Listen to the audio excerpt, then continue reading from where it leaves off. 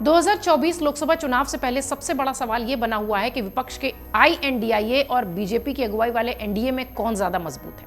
ऐसे में आइए आपको एक रिपोर्ट दिखाते हैं और बताते हैं कि बूथ से लेकर संसद तक आखिर कौन किस पर भारी है।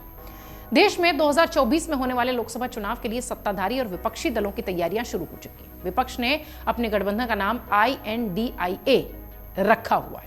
इसका पूरा नाम है Indian national developmental inclusive alliance. विपक्ष के आईएनडीआईए और बीजेपी की अगुवाई वाले एनडीए दोनों गठबंधन अभी से अपने अपने जीत के दावे कर रहे हैं। इन सब के बीच सबसे बड़ा सवाल यह कि विपक्ष की आईएनडीआईए और बीजेपी की अगुवाई वाली एनडीए में कौन ज्यादा मजबूत है। आइए जरा एक छोटी सी रिपोर्ट आपको बताते हैं किसके साथ कौन से दल हैं, कौन मजबूती का दावा पेश कर रहा है। 2024 के लोकसभा चुनाव में ज्यादा समय नहीं बचा। दोनों गठबंधन एक दूसरे में चुनावी टक्कर देने के मूड में है। बीजेपी का नेतृत्व वाले एनडीए में कुल 36 पार्टियां हैं, वहीं आईएनडीआईए गठबंधन को 26 विपक्षी दलों का समर्थन है। हालांकि इसके अलावा कई ऐसे और दल भी हैं जो इस खेमे में नहीं गए हैं, जो कि अभी इस वक्त न्यूट्रल बता रहे हैं, अपने आप को तटस्थ बता रहे हैं।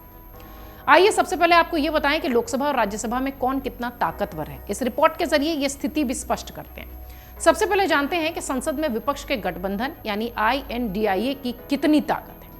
विपक्ष की बात करें तो इस खेमे में अभी तक कुल 141 सांसद हैं और सबसे ज्यादा सांसद जो हैं वो कांग्रेस के ही हैं, 49 यानी 49।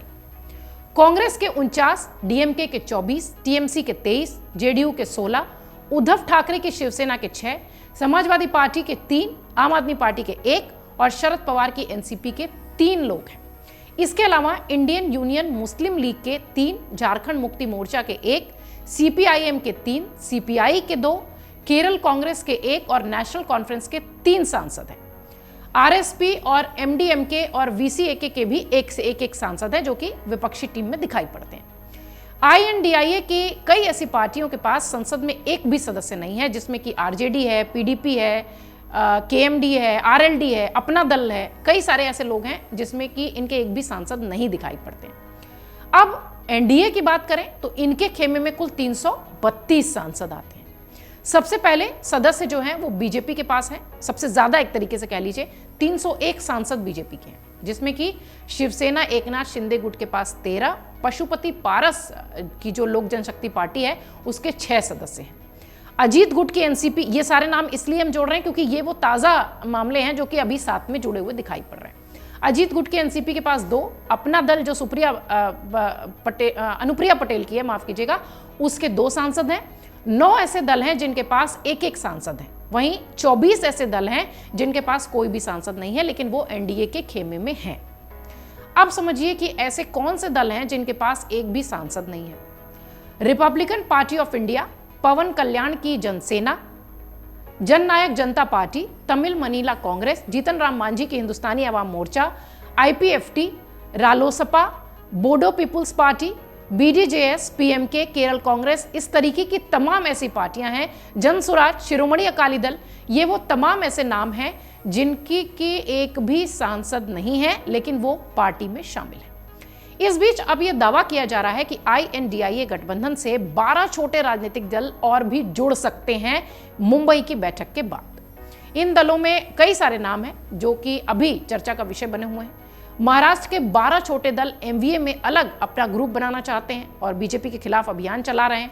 हो सकता हो वो भी भविष्य में आईएनडीए के साथ, इस नए गठबंधन के साथ दिखाई पड़े। खबरों की अगर बात करें तो शरद पवार और उद्धव ठाकरे ने भी इस ग्रुप को अप्रोच किया है। इंडिया गठबंधन यानी आईएनडीआईए का जो गठबंधन है उसके साथ आने की अपील की है। हो सकता हो भविष्य में यह साथ दिखाई पड़े। हालांकि इस बीच देश भर के 11 राजनीतिक दल ऐसे भी हैं जो दोनों में से किसी गठबंधन का हिस्सा नहीं है, जो अपने आप को न्यूट्रल और तटस्थ बता रहे हैं। संसद में कुल 91 सांसद हैं और कम से कम 11 पार्टियां ऐसी हैं जिन्होंने अगले साल होने वाले लोकसभा चुनाव में न्यूट्रल रहने की बात कही है, जो कि अभी हम वीडियो की शुरुआत में कह रहे थे। अब जरा आपको यह भी बता दें कि ऐसे कौन से 3 बड़े राज्य हैं जहां के सत्ताधारी दलों ने न्यूट्रल रहने का विकल्प चुना है।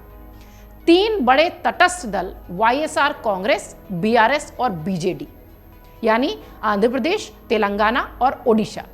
ये वो बड़े राज्य हैं जिनके की पार्टी के नेता, या यूं कहें कि ये दल जो हैं ये किसी भी गठबंधन के साथ नहीं है, न आईएनडीआईए न एनडीए। इनके जो कुल सदस्य हैं वो मिलाकर होते हैं 63 यानी 63।